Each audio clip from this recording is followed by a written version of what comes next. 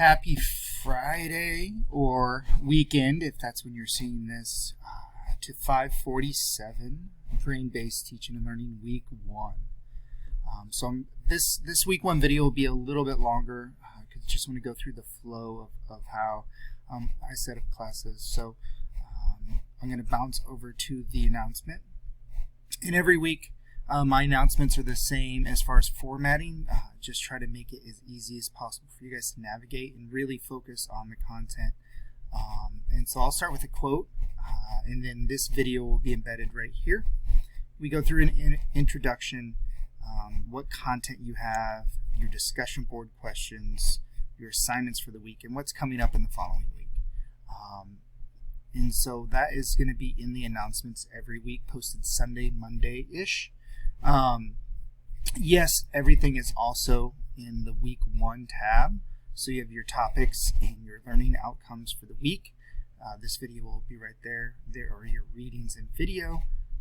If there's an e-lesson, your discussion boards and message, and then your assignment, if there's an assignment for that week, will be below that. So you can see that the content is the same.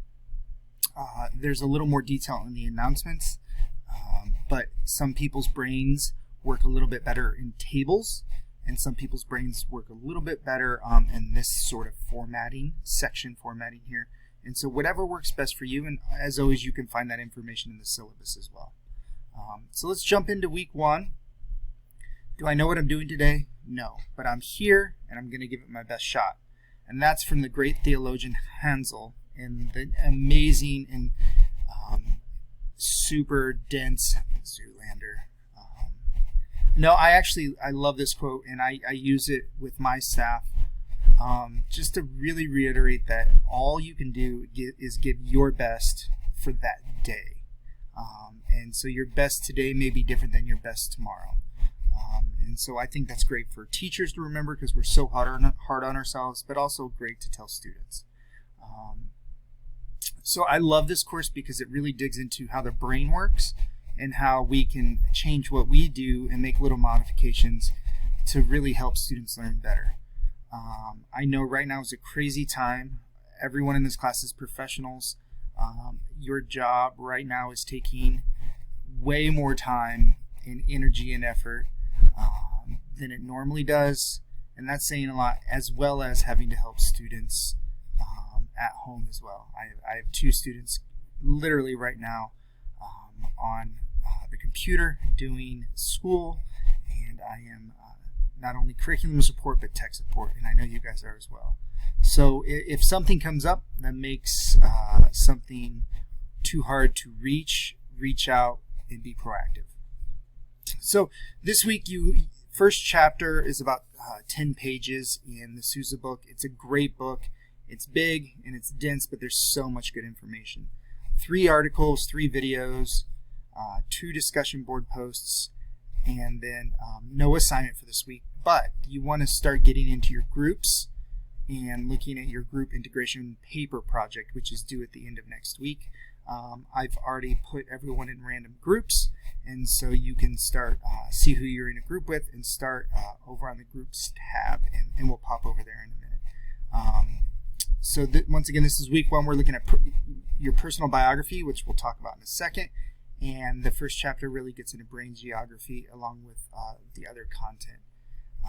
So for your first post, it's real simple. Reply and your name in the subject title, your current position and grade level, and I would say if something's changed because of COVID and teaching from home, put that in there. Just your overall experience in education, what you like in and outside the classroom, this simile, the brain is like, because, and then if you want to post a picture you can, and there's the directions on how to do that.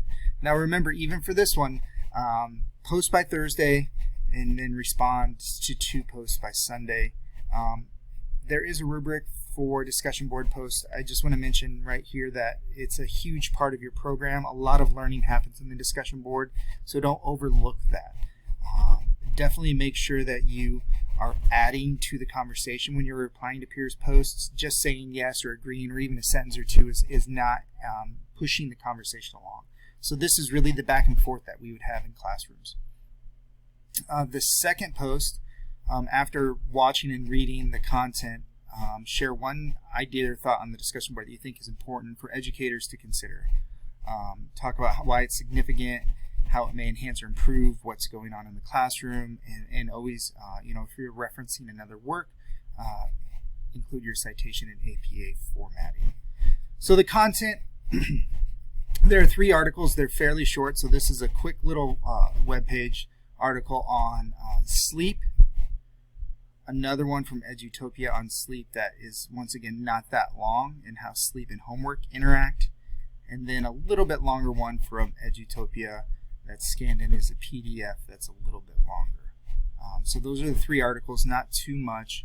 And then you have 3 short videos, so about 5 minutes on the brain structure, about 10 minutes on the teenage brain, and I have 2 teenagers, and I will tell you that topic could be hours and hours and hours long. And then finally a short 10-minute PBS video on sleep. So that's your content for this week. Once again, you can find all that content right here on week 1, and as always, you can find it right here in the weekly announcement, along with the discussion board. So I'm gonna pop into week 2 just to get to the assignment, so we can see the rubric and the directions. So once again, this part of the assignment is due at the end of week 2. So I've already put you in groups. Use a Google Doc to collaborate. And then just make sure you go through the directions for every project. They're really well written out and step by step. And then as you go through it, if there's questions, reach out to me. I'm not a big fan of just reading to you what you can already read. And so go through here, right? And there's a couple things to always remember. APA formatting. Remember, when you're using Google Doc, download it. It says Word doc, which you can do, but sometimes that changes the formatting. Download it as a PDF, and you can upload it. It makes it much easier.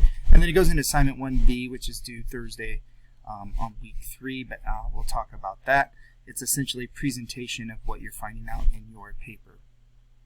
And so this is a fun introduction in the class because you get to work with a couple other people, and you have 2 assignments that are kind of tied to the same topic. And so that is in week 2. Once again, let me exit preview mode so I can bounce over to the groups. You can see that I added groups with last names. So there are currently 5 groups of 3 with your last names in there, and so you can start working on that.